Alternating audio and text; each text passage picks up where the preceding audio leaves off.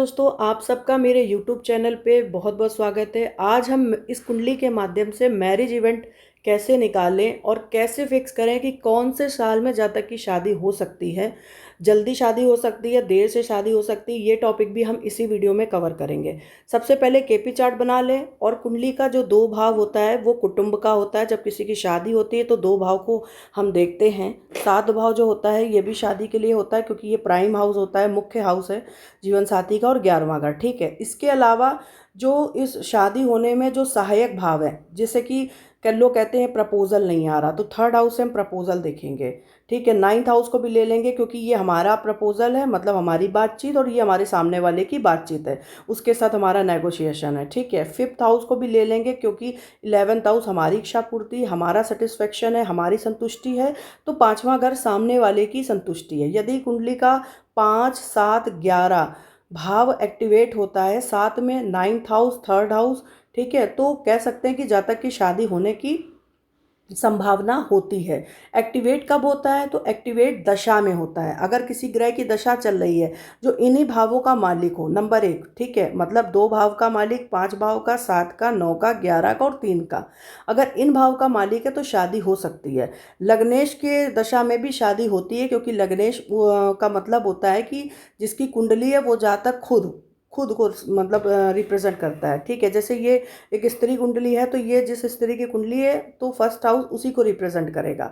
तो लग्नेश को भी ले सकते हैं, मतलब लेते हैं, कोई मनाही नहीं है। लेकिन 2, 7, 11 या 5, 9, 11 तीन भाव जो हैं ये मुख्य भाव शादी के लिए माने जाते हैं। ठीक है, जिसमें कि 7वां घर मुख्य भाव है शादी के लिए, बाकी सारे सहायक भाव के रूप में हमें लेना पड़ता है। लेकिन third house, ninth house, fifth house आना कंपलसरी है। ऐसा देखा गया है कि 7वां घर एक्टिवेट है लेकिन शादी नहीं हो रही है, सप्तम भाव चल रही है, सप्तम भाव की दशा, लेकिन शादी नहीं हो पा रही जाता। कि उसका कारण है कि शादी तो तभी होगी ना जब किसी के साथ आपकी बातचीत शुरू होगी। तो बातचीत आपकी तभी शुरू होगी जब थर्ड हाउस आपका एक्टिवेशन में आएगा। जब थर्ड हाउस के साथ 7th हाउस आएगा तो आपकी शादी से रिलेटेड बातचीत शुरू होगी। ठीक है, क्योंकि थर्ड हाउस बातचीत है और 7th हाउस आपका पार्टनर है। तो आपकी बातचीत किससे शुरू होगी? आपके पार्टनर से शुरू होगी, जिससे आपकी शादी होने वाली है। ऐसे क्या होता है, बहुत सारे लोगों से बातचीत चल रही होती है लेकिन फाइनलाइज नहीं हो पाता है। उसका कारण है 3 और 7 भाव आना कंपलसरी है।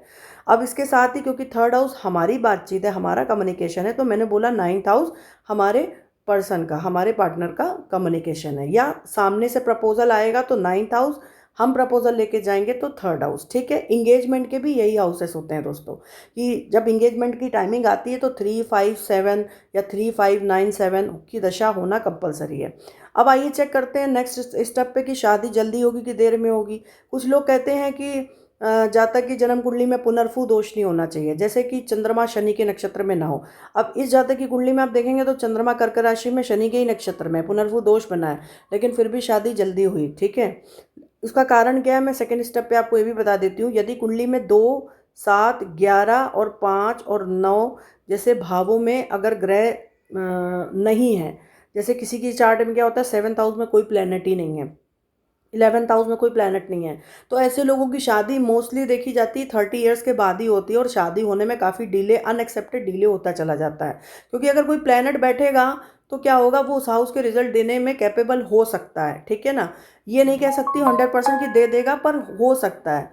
क्योंकि एक तरह से आप ऐसे समझो कि एक घर खाली है, अगर उसमें कोई किराएदार आप रख देते हो, ठीक है, तो क्या होगा, उस घर की सफाई रहेगी, घर मेंटेन रहेगा। तो उसी तरह हाउसेस होते हैं दोस्तों, कि अगर किसी पर्टिकुलर हाउस में कोई प्लैनेट बैठा है तो वो हाउस जो है वो एक्टिवेट हाउस माना जाएगा, उसको पूरी तरह से डीएक्टिवेट हाउस नहीं माना जाएगा। जब हम वास्तु करते हैं तो हम यहाँ पर एक्टिवेशन थ्योरी का इस्तेमाल करते हैं। वो इसी तरह से होता है कि अगर 7th में कोई प्लैनेट नहीं बैठा है तो वहाँ के रिजल्ट जो हैं आपको डिले होंगे, अनएक्सेप्टेड। ठीक है, और ये भी हो सकता है कि उसके रिजल्ट ही अच्छे ना आए, जैसे कि शादी हुई टूट गई।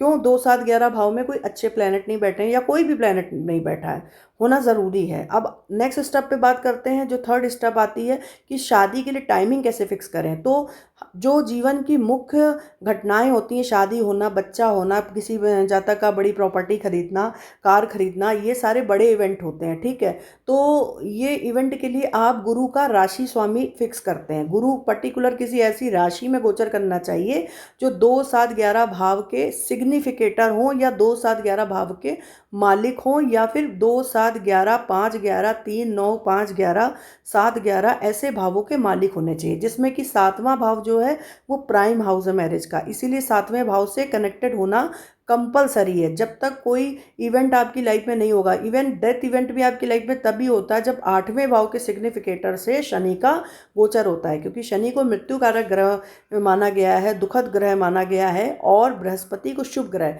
तो हम बृहस्पति को यहाँ पर शुभ ग्रह मानकर उसको फिक्स करते हैं, उसकी राशि स्वामी को ट्रांजिट में फिक्स करते हैं दोस्तों। ठीक है, तो कैसे फिक्स करेंगे? सबसे पहले 2, 7, 11 भाव में जो ग्रह बैठे हैं उनकी राशियां नोट कर लीजिए। देखिए, हर ग्रह की 2 2 राशि है, केवल सूर्य चंद्रमा को एक राशि मिली है। ठीक है, एक एक राशि मिली है। तो यहाँ पर अब जैसे शनि आया तो शनि की 2 राशि फिक्स कर सकते हैं। उसका कारण है शनि की 2 राशि मकर और कुंभ है। अब मकर और कुंभ में शादी कब होगी? मान लीजिए हमने राशि फिक्स कर ली कि मकर राशि में शादी हो जाएगी किसी की, तो मकर राशि में बृहस्पति आ गया, अब कब शादी होगी?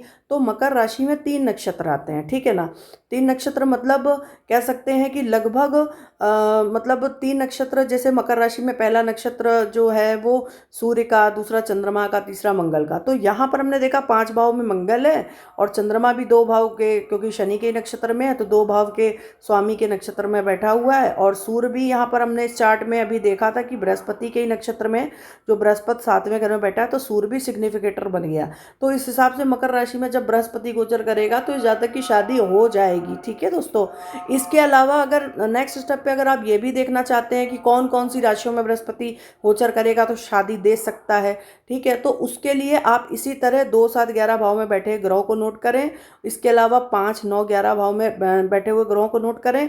फिर देखिए जो ग्रह आपने नोट किए हैं इनके नक्षत्र में कौन कौन से ग्रह हैं। जैसे एक एग्जाम्पल से समझाते हैं, शनि के नक्षत्र में इस चार्ट में कौन कौन से ग्रह बैठे हैं, क्योंकि शनि 2 भाव का सिग्निफिकेटर है, वो वहाँ बैठा है।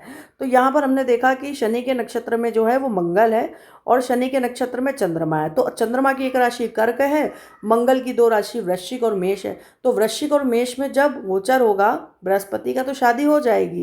क्यों? क्योंकि मंगल यहाँ पर 2 भाव से कनेक्टेड है। ठीक है, क्योंकि 2 और 7 भाव का मालिक है, साथ में दूसरे भाव में जो शनि बैठा है उसी के नक्षत्र में जाके बैठा है। और मंगल की खुद की पोजीशन आप देखेंगे कि मंगल क्या पावरफुल प्लेनेट है इस कुंडली के लिए।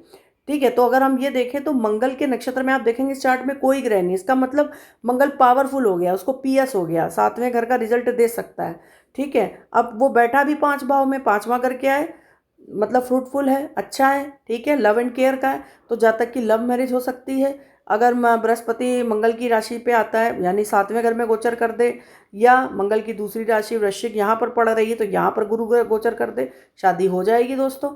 और मंथ निकालने के लिए जब बृहस्पति किसी एक राशि में आता है तो लगभग 13 महीने एक राशि में रहता है। तो उन 13 महीने में किस महीने में शादी हो सकती है, तो उसके लिए आप ये निकाल सकते हैं कि बृहस्पति कौन कौन से 3 नक्षत्र में चल रहा है। अब जैसे वृश्चिक राशि में 3 नक्षत्र आते हैं, गुरु का आता है, तो बृहस्पति गुरु के ही नक्षत्र में होगा, शादी दे देगा, क्योंकि बृहस्पति यहाँ पर खुद 7वें घर में बैठा है।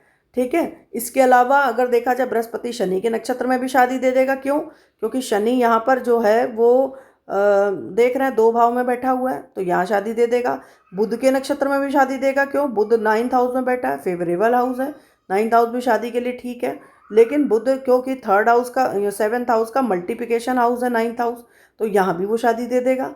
तो मेरे हिसाब से इस तरह से आप फिक्स कर लेंगे। अगर आपको कोई प्रॉब्लम आती है तो आप मेरे को कमेंट सेक्शन में लिख सकते हैं, मैं आपको बता दूंगी कि शादी के लिए कौन सी मतलब राशि यहाँ पर बृहस्पति का गोचर होगा जिसमें शादी हो सकती है।